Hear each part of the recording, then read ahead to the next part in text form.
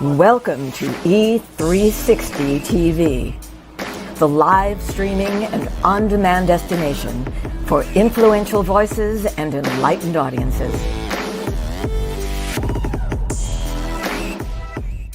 We offer trending, grassroots, and purpose-driven content across a diverse range of interests. E360 TV is more than just watching programs. We offer the ability to interact with live shows connecting audiences to real, authentic influencers and storytellers while streaming to millions of devices.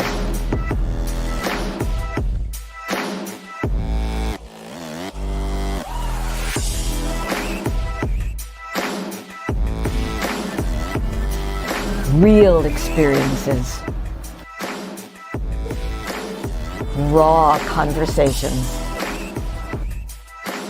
One destination for it all. E360 TV.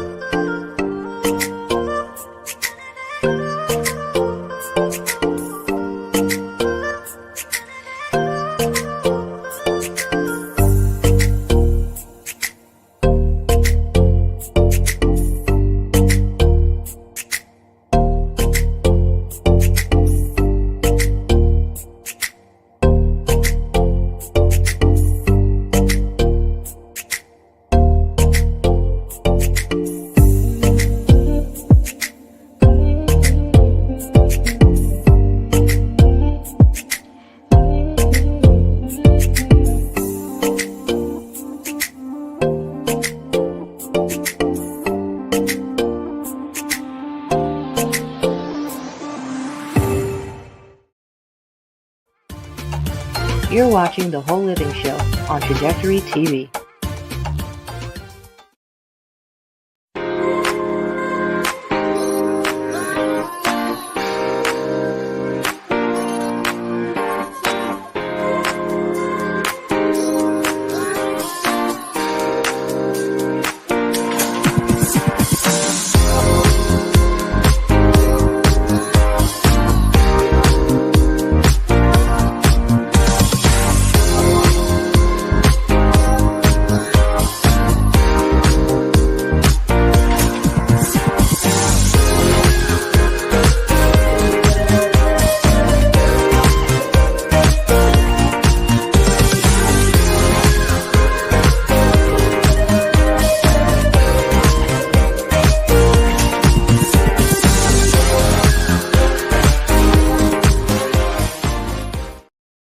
Hello, boom, bow, bow. Yes, it is The Whole Living Show. Welcome, everyone. We are so glad that you are here. So I wanted to start off this show by talking about your gut microbiome. Every time now that I see something, in the news, on YouTube, on social media, more and more people are talking about being able to balance that gut microbiome. It is so key. And what I really want to relay to you today is that a lot of the dis-ease or illness that you may have could be related to an imbalance in your gut microbiome. So most recently, we just discovered, right, that there's these tests called a GI map. And this is from doing some research from some issues that my son was having with his gut health. So doing some research, there's something called the GI map that goes through all of the bacteria that is in your gut to let you know what those levels are, good bacteria, bad bacteria, to let you know how that microbiome is balanced. However, it is something that, normally through your healthcare system, you cannot get through your insurance company, your GI doctors, your normal, general practitioner and internal medicine doctors. They usually do not do or cover this particular test. You can, however, go out on your own and get this test done through a functional medicine doctor in order to figure out what is happening in your gut. So I would challenge you that if you find that you are having some issues, and I'll give you, my story more recently. As my son was going through some things, I think, my stress levels were high because that's my baby. Listen, and he's a young adult now, but he's still my baby, going through some things. And I was too. The stress levels were high. And I started to get, these things on my skin, which I thought were like rashes. And it was like on my arms and on the back of my neck and on my back and on my stomach. And I was trying to figure out what is going on. And between, the things that affect your microbiome is food, right? It's food related. It is also stress related, and it's also hormonal imbalance related. Now, I'm a woman who is over 50. I'm 54 years old. So, the hormones, may be doing their own thing at this point, right? But, stress levels, hormones, something was happening. And I couldn't really understand what was going on. But what I do know about the gut is that when you start to balance your gut, you can get rid of these things. Now, what I immediately went to is something that I've done, since I found out that I had cancer 12 years ago. I started, after I had gone through treatment and everything, I started cleansing to clean out my gut. So that's immediately what I went to. Well, I'll tell you, before I did that, because it was such a stressful situation, I did go the old route and go to a doctor, right? Because for me, this was something brand new. I couldn't really understand what was going on, and I couldn't get the answers that I wanted, right? This is not knocking any of the doctors. I just did not get the answers that I was looking for. Finally, I got this diagnosis to say that, oh, well, I think it's eczema, after going through, a list of other items and doctors prescribing prescription medication, one that did not help, the other one that I did not take. Right. Because I went back to my roots and said, you know what, I need to clean my gut. I know something is happening and I need to clean my gut. Well, when I started to cleanse my body, and if you want information on what I use to cleanse, please reach out to me. But when I started to cleanse my body, my skin immediately started to clear up, which means the bacteria, the bad bacteria that was in my gut, the imbalance of the microbiome that I had was starting to release. It was coming out of my body, and my body was starting, and I was taking probiotics because you need to do that as well. But the balance, there was a shift there, and the balance happened. And lo and behold, and I can show you my skin right now. But if you look at this very clear arm that I have right now, I had bumps all over my arm. The back of my neck got so bad that it crusted, right? So I'm giving it to you straight, guys, because I want you to really know. I was prescribed a medication called prednisone. I did not take it because, in doing the research on the side effects of prednisone, I did not want to take it. It wasn't something that I wanted to do for my body. Now, again, I don't knock the healthcare profession. I don't knock anybody who has to take prescription drugs. I'm just giving you some information so that you can be more informed when you go out there and you find out that something's happening in your body. I'm just giving you things that you need to start to look for and do research on before you just give into everything. Or maybe it's a combination between the medicinal and the holistic. But I decided that I did not want to take that particular medication. And so I started to cleanse, and now everything, has cleared up. And this was, some months back, but things cleared up pretty quickly once I, balance that microbiome in my gut. So I wanted to give you that information because you see this a lot more. Now, people are talking about it for, skin issues. Like I mentioned, it could be eczema, psoriasis, certain skin issues that you might have, any rashes, acne, right? People are talking about it for that reason. But then there's also other things that will start to happen once your gut is clear. Now, I will tell you this, I am a breast cancer survivor. I started cleansing not too long after I had gone through all of my surgeries. And then I started cleansing after that. And, lo and behold, I have, and thank God that I have a clean bill of health. Just recently had some testing done to make sure, but I've been cleansing ever since. So there's a lot that is linked to the microbiome and your gut balance. And they have been talking about for a few years now how there is a brain in your gut, You have a brain in your head, of course, that you know, and there's a heart brain, and they're all connected. So when you clean out the gut, it helps to clear out the others as well. So I wanted to mention that. Do some homework if you feel like there's something going on. It could be joint pain. There's different things that happen to your body, and a lot of it is related to what is happening in your gut. Okay? So do some discovery there. Go on a journey to find out what's going on with your gut. If you need to do the test and you want to ask your doctors about that, you know, ask for a GI map if your insurance company will cover it. If not, look for a functional medicine doctor and try to get that done so you can understand, you know, what's actually happening on the inside. All right. So tonight, everybody, woo woo, tonight is Connected Conversations with my bestie. And our topic for tonight is, can you love more than one person? And it's not can you love, can you be in love? And we're going to get into this conversation. Can you be in love with more than one person at a time? Woo, juicy. So let's bring in the bestie. Hello, it's me, the best. It is you, the bestie, Shema Stroud. Hey, For those who don't know my bestie's name, her name is Shema Stroud, or She, as we affectionately call her, or She yeah. Talks. But we are here to talk about, can you be in love with more than one person at a time? Oh, this is juicy stuff right here. Right.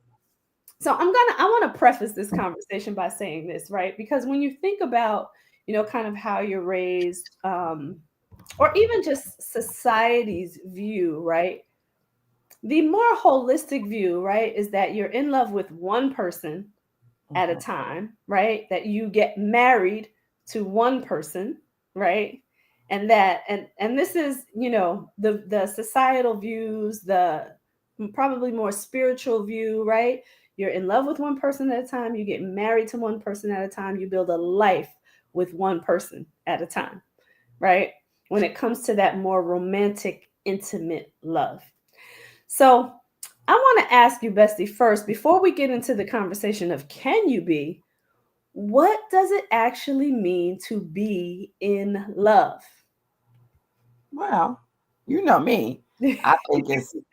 I think when it comes to vocabulary, I'm all over the place, and I listen to the words and see what they mean. Mm-hmm. Um, when you first stated what tonight's show was, you said, "Can you love more than one person Mm-hmm. at a time?" Had to correct that. Right, and I think that's where the confusion lies, Mm-hmm. because we think about loving someone Mm-hmm. and your mates, your family, whatever. If you can Mm-hmm. love more than one sister, you can Mm-hmm. love more than one parent Mm-hmm. or friend. Um, and we also try to move that into loving more than one partner or mate or um, lover, if you want to say. Mm-hmm. I think the fact that you love a person doesn't necessarily mean you're in love with them. Mm-hmm. And I think the difference there is how you love them, Mm-hmm. what you feel when Mm-hmm. you love them. Mm-hmm. Um, it's kind of hard sometimes to differentiate the two, Mm-hmm. because you can say how you feel when you love someone. If I could tell you how much I love my bestie and she makes me happy and she encourages me, all this great stuff. But there's a different feeling. It's almost euphoric when I talk about my mate and I am in love. It's more Mm-hmm. sensuality. There's Mm-hmm. more of a different attraction. Mm-hmm. So hmm, Mm. I'm gonna have Um, to say, yeah. yeah, it's a You big know, difference. I love that you said there's more sensuality, right? Yes. Maybe more intimacy. Hmm. Um, there's a really deep emotional connection coupled with some vulnerability, Hmm. um, coupled with desire, Hmm. right? But I also want to challenge also that love is action, you Hmm. know, because feelings are wonderful. Right. Um, but I think, right, Hmm. that when you're in love, um, there's a certain action that you also take, right? Because you are very intentional about continuing the emotional depth, um, continuing the growth of the relationship, right? Um, it's just more about what you want to hold on to. So you take action to do so versus just a feeling, because feelings, in my opinion, this is me. This is just my Right, opinion right, now of this. Feelings, in my opinion, they come and go, right? Because they're based on moods and attitudes and situations, and that's what feelings are all about, right? And I don't get me wrong, I feel like being in love is a lot deeper than right. that.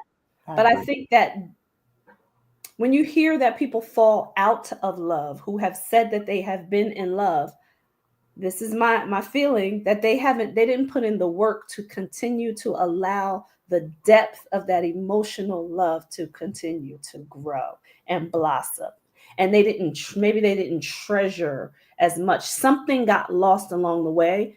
And in my opinion, when that happens, it's the action that wasn't put behind the feeling. Well, what I got when you said that was you grow in love. You Mm-hmm. grow. There is Mm-hmm. an accumulation, or there's a progression. Mm-hmm. And if when you hear, I feel like the same goes for when you fall out of love. There's Mm-hmm. a regression. Mm-hmm. There's a moment, because it's not instantaneous. I don't believe today I'm in love with you, and tomorrow I'm not. I Mm-hmm. feel like those same experiences and actions happen that regress Mm-hmm.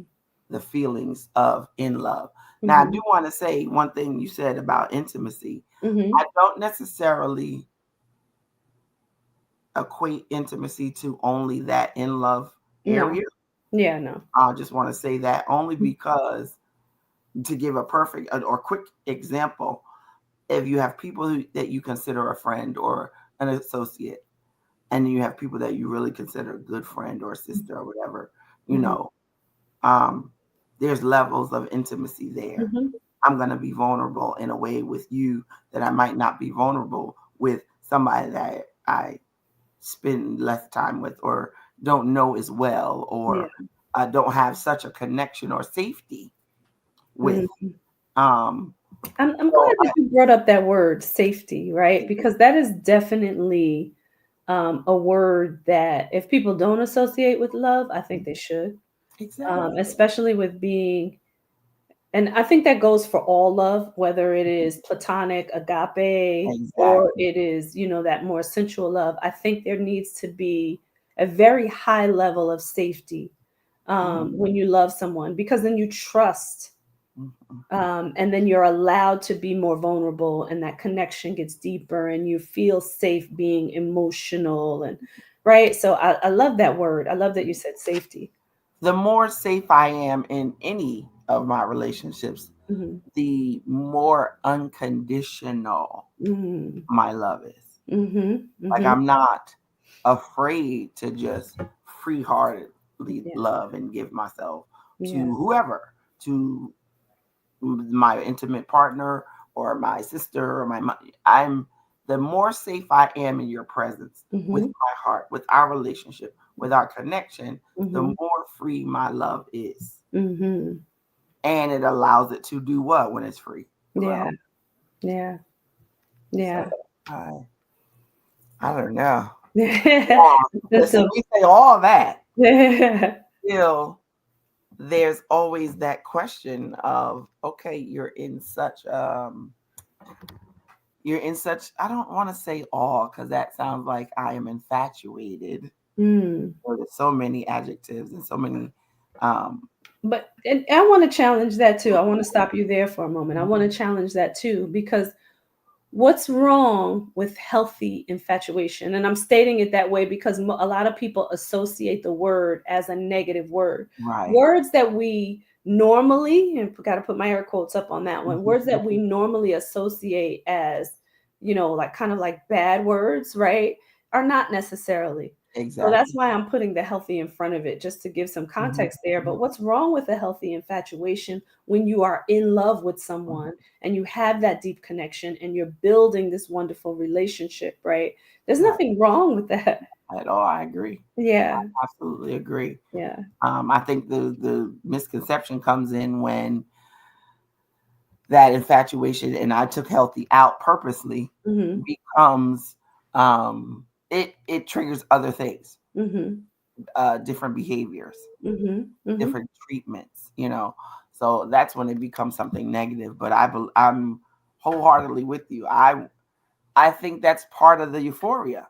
Yeah. That's part of the great feeling all that you get from being in love. Yeah. I am infatuated to the point where I think about a person and I'm in love a lot, like Mhm. all throughout the day. Mhm. Um, you want the best for them. You want to see them more often. You're excited Yeah. when you see them. If you're married or you come home and you live with your person, you're excited to see them when they come to Mhm. the door. You're excited to see them when you walk home.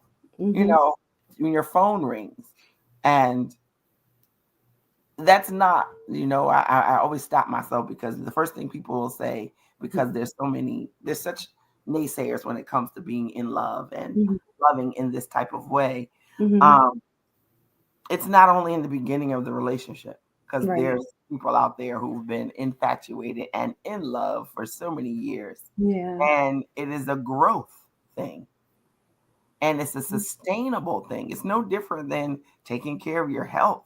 Yeah. It's the same thing. Yeah. It's like being infatuated with going to the gym, Exactly. right? Because you want your body to look a certain way. Well, you have to do the same with your relationship if you want your relationship to be a certain way, right? You want to be in a certain type of relationship, you have to do that work, right? That's why I said part of it is action. It's Right. not just feeling, part of it is action. Because the same work that you put in when you're, getting physically fit is the same. You have to get your relationship physically fit, right? Or emotionally fit, Healthy way. right? Exactly. Right.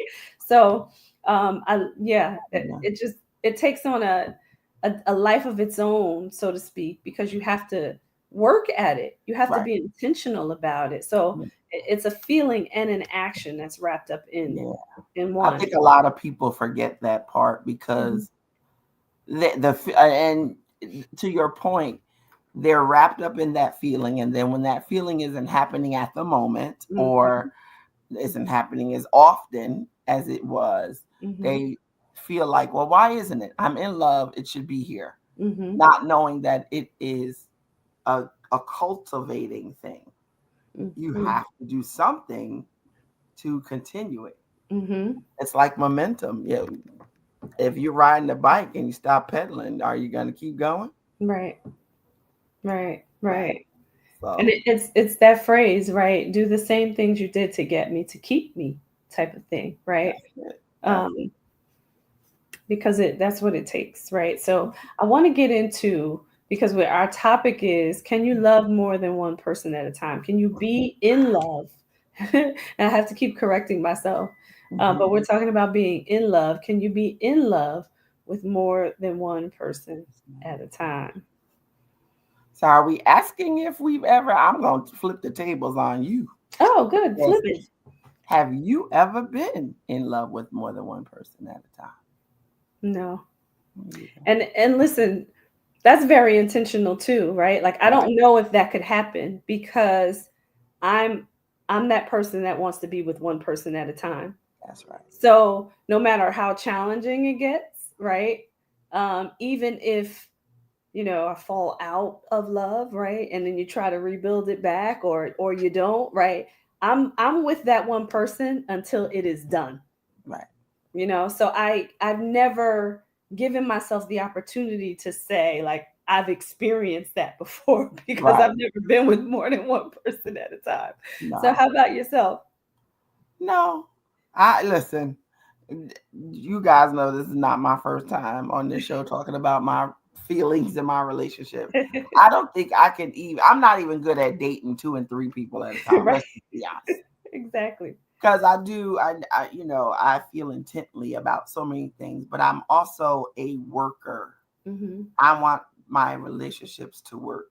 Yeah. And I want to feel, I'm that person that wants to feel that euphoria all the time.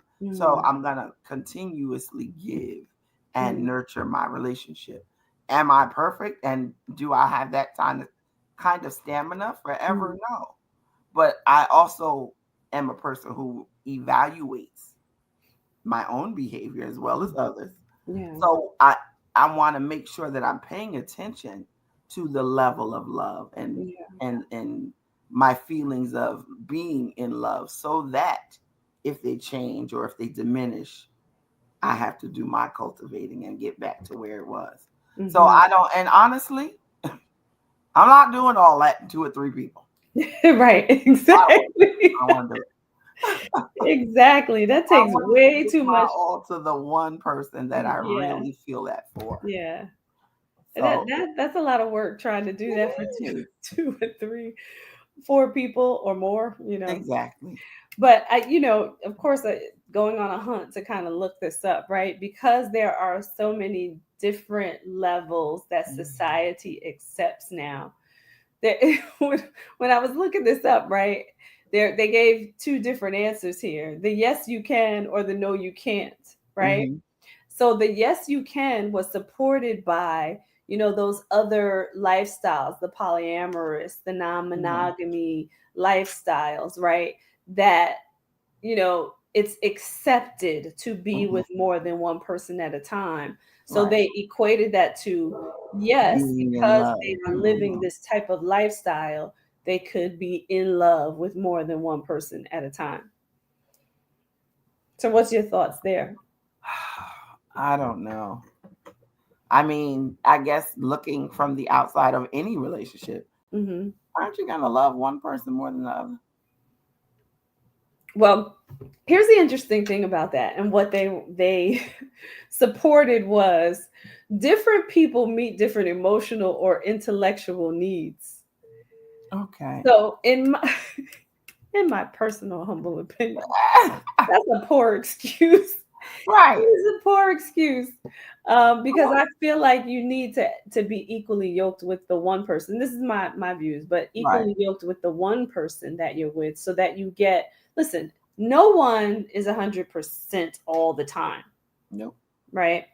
However, if you have that person that can cover, if you're 90 today, that person needs to be 110, right? So that you're at the 200. I feel like the 2 people that come together should be able to be at 200 together, emotionally, intellectually, right? So that they can make a whole unit. Right. Instead of feeling like you need to go to multiple people to get exactly what you get need. the full But anybody. this argument is supported by, like, the argument of the non-monogamous relationships or the polyamorous relationships are supported by the fact that you can get these different things from other people. Now I get this. When I hear you say that, and I hear how they put it, for that particular scenario, I, in my mind, of course, because we're both numbers girls, if you're thinking that, that gives me the opportunity to get the fullness of everything, even when this person is not 100% and this person is not 100%. So I don't automatically think in a polyamorous relationship, let's say it was 3 of them, that there's 100, 100, 100, because that's what it should be. So aren't you one, and I have 2 questions, aren't you putting more work on yourself? Because you're still gonna have to come as 100, and you're gonna be looking for that full whole person. But in this case, you're gonna be looking for 2 whole persons. And if you are not, and you're still in the mindset of, well, I'm gonna be 100 on some days and I'm gonna be 50 other days, you're gonna get your other 50 from one person, or your 25 from this one and 25 from this one. I think of 2 things when I think of that. It's what pleases me only. I'm only thinking about how I can be 100%. And that is by getting what I need from this one and getting what I need from that one. So you're already, for me, this is my opinion. If anybody don't agree, you know where to find me. You're only consumed or thoughts about yourself and how you can be fulfilled or how you can be brought up to that 100% mark. Yeah. And Not yet said how you would be 110, or in some cases, if it's three of you, you might have to be 175. Are you ready for that? Right. Well, I don't even think that in your example where there's three people and it's 300, I think it's more the latter. I think it is the person selfishly thinking about, what they need. And I think the support that the argument that they've supported for these different types of relationships are talking about that one person pulling, right? And I'm kind of describing it that way, but pulling 50% from the one person Wow. number two, right? Because say that person is number one, they're pulling 50% from person number one, and they're pulling 20% from person number three, only to make themselves get what they want and need and make themselves whole. They're not thinking about the other two parties. That's my opinion. And Right. I Or really thinking feel like about what they would have to give when they are not. yeah, because At even the when you levels they need. read like the support of it, it is, different people meet different emotional or intellectual needs. Well, if that's Right. the case, then you're not worried about the other people being whole. You're worried about yourself. Making sure my needs are met. Yeah, exactly. That's the first thing I thought. It Yeah. became a thought of selfishness. Mm-hmm. And can you really be and say that you're in love Mm-hmm. and reciprocal Mm-hmm. and say that I only am concerned with my own needs? I don't Mm-hmm. know if you can do that. I know I don't feel that way. And I can only say that about my own relationships. Yeah. I can't only every day in every facet be concerned about my needs and well-being and say that I am in love with a person and not be concerned about theirs. And there are examples where people are saying that they're consensual to this lifestyle, those lifestyles, right? So because they are consensual, I guess they feel like they can be in love with multiple people. Yeah. Because everybody's involved, right? And ingrained and And in the same dedicated to the mindset, lifestyle. right. Yeah. Yeah. I don't know. Yeah. I'm still on the fence with that one. Yeah. So now, when you look on the flip side where Right. they're arguing the no you can't because it's complicated, it's saying that being in love implies a kind of focus and exclusivity. Exclusivity.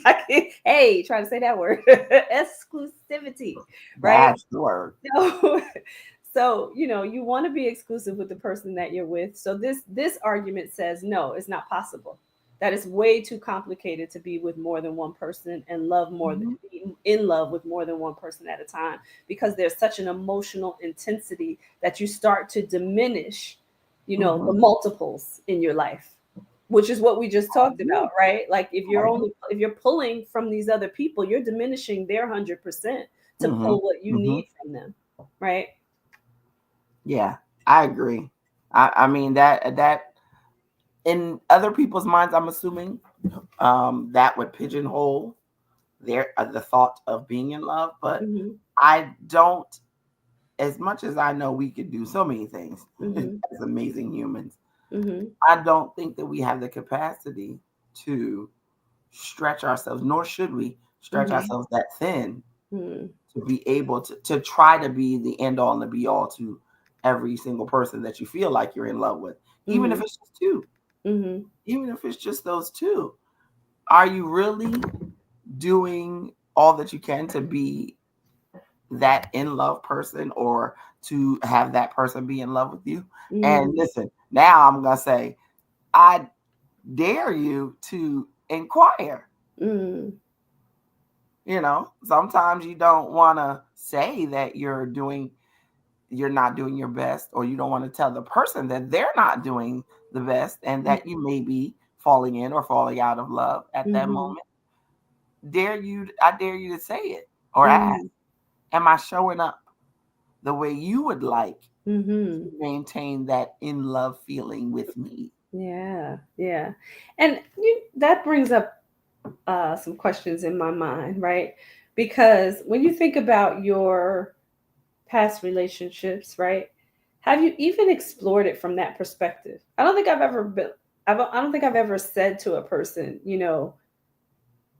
have do you still have that in love feeling? Mm-hmm. And if you don't, where did it go wrong? How can we get it back? Yeah. Because when you start to say I love you, Mm-hmm. right? You don't really have that conversation of in the past, right? You Mm-hmm. don't really have that conversation of, well, are we still in love? Right. And if if things are diminishing, how do we get it back? If Right. we are, how do we maintain it, right? Mm-hmm. How do we sustain the lifestyle that we have right now, and that in love feeling, that euphoria as you described it earlier? How do we sustain that? Um, so it's something to think about, even now, right? Because I saw you shaking your head no, like I've never really explored it from that Well, perspective. not from the how am I in love? Are you still in love? Point. Hmm. Hmm. But just from the relationship standpoint or an exclusivity standpoint, Hmm. when things seem to be going awry, I am, and I probably do it more now than I did when I was younger, Hmm. because I have learned about showing up better Hmm. or differently. So I have recently asked those questions, even more, I guess, for me, even more uncommon. Like if something is bad or something went wrong or went bad, Hmm. and I felt like I was in control of the decision, Hmm. of where the relationship was going to go from that point. I wanted to know what the person thought would, if you had the decision making opportunity, what would you have expected or what would you have wanted? Hmm. Now, let's be clear. I probably shouldn't. And if any relationship expert ever talked to us, they would Uh-huh. probably say, "Well, you could have left that out," but I didn't, because I needed to preface it with, "I know that I make this decision, Hmm. and ultimately it's my decision. I choose to do what I want." But Hmm. if in a perfect world, what would you like to see happen at this point? Yeah. Hmm. Um, I feel like just hearing us tonight talking about it in this manner, I think if I can say that and ask those type of questions in the most vulnerable and one of the most hurtful moments, Hmm. why shouldn't I and why don't I? And I hope that I'm remembering this when I do get in my next relationship or I do fall in love again, to Hmm. evaluate it in that Hmm. way Hmm. so that I can make sure that I'm showing up, because it's no different than making sure that they show up for you and asking for what you want and Right. continuing to get that in love feeling.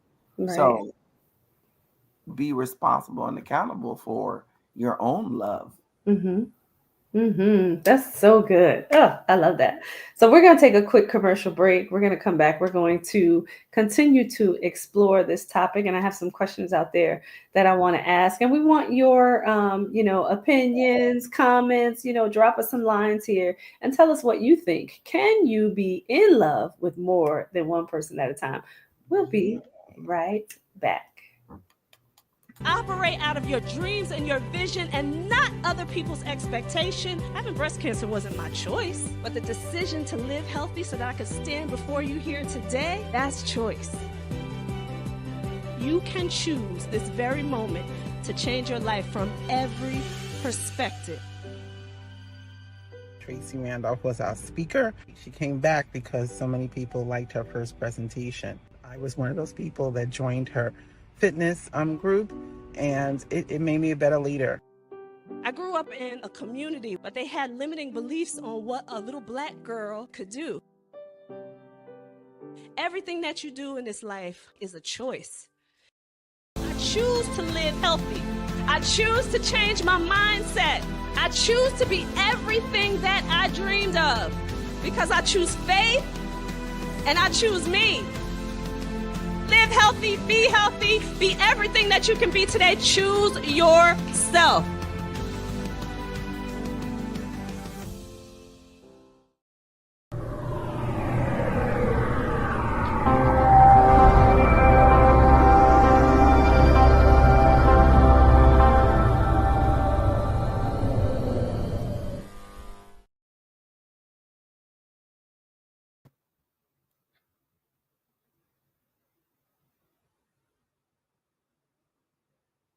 And we are back, everyone. So let's bring Shema Shishi Talks back into the room. Let's get back into this conversation of can you be in love with more than one person at a time? Um, as I was thinking during the commercial break about what you were saying, before we took the break, I was thinking about, taking responsibility for yourself, right? Now, this comes off of the views of, you know, and opinions of being monogamous, right? Okay. But being able to take responsibility for yourself and how you choose to show up for love, right? In Right. your relationship and how you choose to um, build and grow from what you have and take it to another level, right? To continue to be in love, right? So I have some questions out there that I want to ask. Let's see what you have to say about these questions. So one of them is it dishonest to love more than one person if you're in a committed relationship? Okay. You said, is it dishonest to love more than one person Mm-hmm. if you're in a committed relationship? Mm-hmm. So I'm in a committed relationship with one and I'm loving another person. So yes. And it all depends on the situation, right? Because again, we talked earlier about these alternative lifestyles, right? Where Right. people are practicing different things. So they talked about everything being consensual, right? So if it's consensual, it's not necessarily dishonest because you've let your committed partner know Right. You set the that ground rules. exactly. So it's not necessarily dishonest, but if you are the person that is looking to be in a monogamous relationship, right, and you are committed to one person, yet you are in love with another person, that could be dishonest. Listen, Right? I'm selfish in that Me too. respect Me too. only. I will give you the shirt off my back, the money out of my pocket Yeah. quicker than I will tell you, oh, it's okay to share this man with you, Yeah. someone else. Yeah. I'm just, I don't see that as something that I can do. And Yeah. I say that full knowing my limitations as a person who falls in love easily or Mhm. quickly or whatever. Um, even, and I say this from, personal experience, Mhm. when I feel like after so many tries or so many attempts, I'm going to try this way. That Mhm. still does not work for me. Mhm. It is just not. And if for me and the type of relationship that I would want, when you use the word exclusive or monogamous or whatever, I'm assuming just me. Mhm. So anything outside of me Mhm. is truthful, Mhm. it's cheating, Mhm. and I don't want it. Yeah. And so now this begs another question, right? Because you talked about trying, a different lifestyle, based on, I guess, what you and another person are willing to do, right? But I have to ask the question, when you get into a relationship like that, where you're being expansive, right, instead of exclusive, um, at what point does expansion become a deterrent, part of the downfall, Mhm. right? Because that's not clearly what you want as a person. For me, is when it hurts. Mm, mm. Once I'm hurt, Oh, that's I a whole show. I am pulling back. Yeah. Would you say that's a what? I said that's a whole show, but go ahead. Go That's ahead. a whole show. Once my feelings get hurt, Yeah. and honestly, listen, I don't want to fool our public and say, oh, as soon as you say one thing or do one thing, you hurt my feelings, I'm done. Mm-mm. Mm-hmm. You hurt my feelings get hurt very easily. I'm sensitive, but Mm-hmm. I'll know when it continues to hurt. Mm-hmm. I'll know when the hurt doesn't go away quickly. Mm-hmm. Um, and then I'll know when in every scenario when there's what level of hurt it is. Mm-hmm. Sometimes it's disregard. which hurts, but I'm a little tougher than most, so I'm gonna keep that in the back of my mind, not forget it, but I'm gonna overlook it. Sometimes it's not disregard, sometimes it's disrespect, and sometimes you don't even recognize that. So when you do recognize and you realize, because now you're putting all the pieces together, and you realize, wait a minute, how many times are you gonna allow these things to happen? How much hurt are you gonna endure in a relationship that you agreed to, but you no longer can handle? Yeah. Something to think about here too. Because when you decide to go for the expansion route, right? I challenge, doesn't it even hurt from the beginning? I think so. Because that's not what you ultimately want Ultimately for your want. life. So doesn't it hurt right at the very start? And that's growth, right? And that's taking some accountability. That is kind of looking at your life and assessing your own life, right? I just think about that now, like where I am now. Maybe 20-30 years ago, it wouldn't have hurt from the very start. But Right. at this age now, I think choosing to be expansive would hurt me from the start. Yeah. And I think like you and I talk about this off shows. It depends. In the beginning, for me, it would depend on what hurts more. And I'm gonna say this openly, y'all. All this here vulnerability on this whole living show. Keep my eye on you viewers. It's about living a whole life, though. That's Healthy right. lifestyle. That's what we're all about. What hurts more? What hurt? And I'm saying that in the past. What hurt more at the time? The limited amount of love, attention, relationship that I was going to get with this agreed upon situation, expansion, or nothing. And the length of time of having nothing. So for me, it was okay. This is becoming to a point where I really don't want to be bothered with it. So I try to always give an analogy. I took the icing off the cake. Because I don't like it anyway. So I don't even eat cake. But I took the icing off the cake and I said, I'm just gonna take the cake. Take the icing. Better analogy. I'm gonna take the icing off the cake. I don't want the cake anyway. I'm just gonna take this icing because it is instant, it's sweet, and I'll do it for right now. Until I can no longer handle it, then I'm done. And that's where there was an I guess an transference, give and take of what bothers or what hurts or what you want more at the time, what you're willing to deal with at the time. Yeah. And you just made me think about until the microbiome changes in your gut and the ice starts to hurt and it gives you a tummy ache. I just had to go back to the beginning of the show. But you said it right. The other way keeps you in the bathroom. Right. Right. Let's say that in a clean way. Yeah. Right. But you did say something so very vulnerable there. And I want to highlight this because, I'm sure this comes up for, and I'm going to say women, right? Because that's what I am.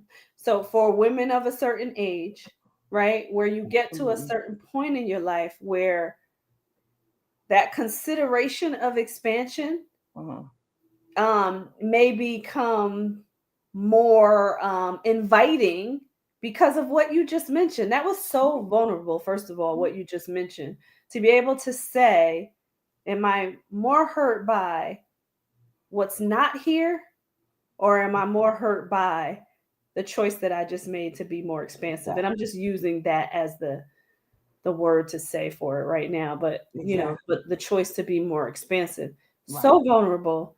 But it's so true for so many women that probably won't admit that. So, first of all, thank you for the courage to be able to say it here, number one, because I know there's probably a lot of women out there who are thinking the same thing, right? And you see it all the time where even if it is not an expansive situation from the beginning, and it becomes that way, and then women settle and they stay, right?